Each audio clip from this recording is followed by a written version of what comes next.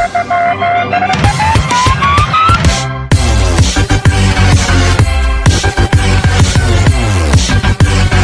friends, welcome back to my channel. Those who are new, welcome to my channel. Now let us see a great and important empire of our India, that is a Mauryan Empire. India's first empire, it was a Mauryan Empire. They ruled from Magad. The Chandragupta Maurya, Bindusara, Ashoka are the important king of this dynasty. This dynasty means a Mauryan Empire. This dynasty was established by Chandragupta Maurya. The name of Chandragupta Maurya was made eternal by recording it Megasthenes, the Greek ambassador, in book called Indica. Now let us see some reference sources. Though the sources materials are less, available sources provide the valuable information on Mauryas. Those are here. Now let us see. First one is Megasthenes Indica. Second one is Kautalya's Arthashastra. Third one is Mudra Rakshasa. Fourth one is Deepavamsha and Mahavamsha. Fifth one is inscription of Ashokas. Now let us see one by one. Our first source is Megasthenes Indica. Megasthenes was in India as an ambassador of Greek in the court of Chandragupta Maurya. He has recorded his experience at Pataliputra, the capital of Mauryan Empire, in the book called Indica. Though the original book has remained, later the Greek writers are refer to it in their work. Indica reveals the city administration, social, religious life of Mauryan period.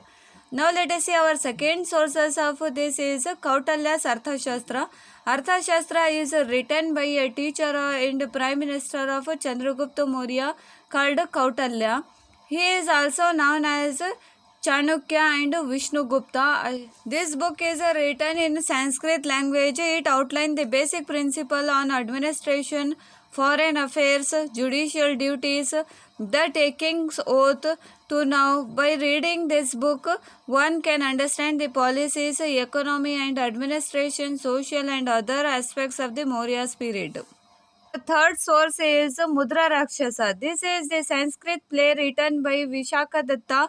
It narrates the process of Chandragupta Maurya being brought into the power of by the Kautalya. We are all know that Kautalya is a guru of Chandragupta Maurya. Our fourth source is Deepavamsha and Mahavamsha. Those two are Sri Lankan literary works. They narrate the effort of Ashoka to spread the Buddhism in Sri Lanka. Our fifth sources is inscription of Ashoka. Inscriptions are the authentic sources information on Ashoka's. They tells about the boundaries of Ashoka's empire, this effort to spread the Dhamma and details of Kalinga battle. Now let us see about a great king of Mauryan Empire. He is Chandragupta Maurya. His rule starts from 321 to 298 BCE. Chandragupta Maurya was founded the Mauryan Empire. Chandragupta Maurya came to power by dethroning the last king of Nanda dynasty under the guidance of his teacher. We already know him. He is Kautalya. Kautalya, his other names are Vishnugupta, Chanukya, etc. At the age of 25 years, by this time, the northwestern of India was ruled by the representative of Alexander, Seleucus Nicator. Representative of Alexander is Seleucus Nicator till Punjab.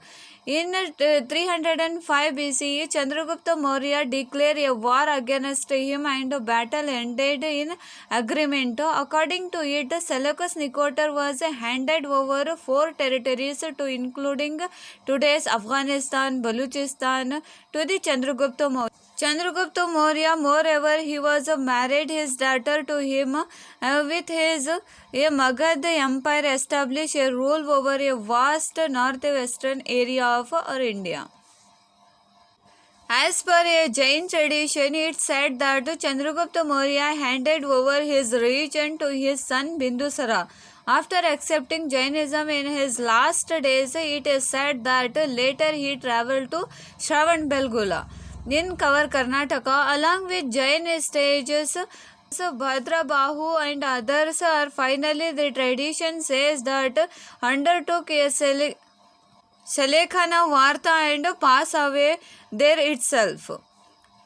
Now let us see a great emperor of our India, that is a great Ashoka. His rule starts from 273 and ends from 232 BCE.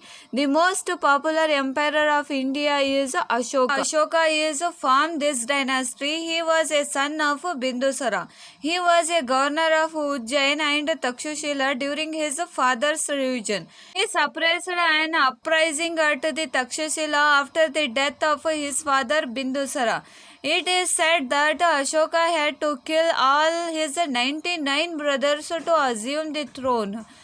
As per the Buddhist traditions, probably there was an internal war among their brothers about for 4 years. It is assumed that he ascended throne in the year 269 BCE. He waged a war against Kalinga 8 years later.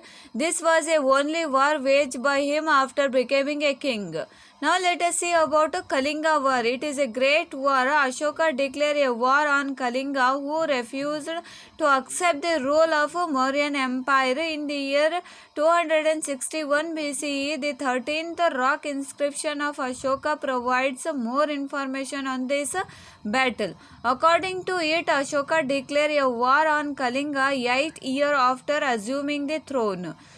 In this battle, 150,000 prisoners were taken, 1 lakh people are died, many more became refugees, and though the Kalinga war was won by Ashoka, he was disturbed by the death and pain of this battle, and he decided not to wage war against anyone after this war. He considered a victory of a religion is better than the victory of a battlefield. He went into repentance on seeing this division created by the war. On being inspired by Buddhism and decided his remaining life to spread the message of peace all over the world. Now let us see Buddhism and Ashoka. Ashoka accepted Buddhism after Kalinga battle. He made donation to Buddhist monasteries and viharas. He prohibited the killing of animals and birds. In his kingdom, Ashoka declared that all the citizens are his children. He declared that all should be loyal to their parents and respect their elders and gurus. He wanted people to show the compassion to the poor and slaves too. His slogan is "Live and let live," said he. And he appointed an officer named Dharma Mahamatra to preach the principles of Buddhism. He installed inscriptions all across the kingdom to preach the message of Buddhism, and preachers they sent the other countries as well. A person named called Rakshita, he was sent to Banavasi, and another person named called Mahadeva, he was sent to the Mysore. He also sent his son Rahula and daughter Sangamitra to the Sri Lanka in 250 BCE. He organized a third Buddhist conference at Pataliputra. This is a part first of this lesson. Next part will be coming soon. Thank you for watching this.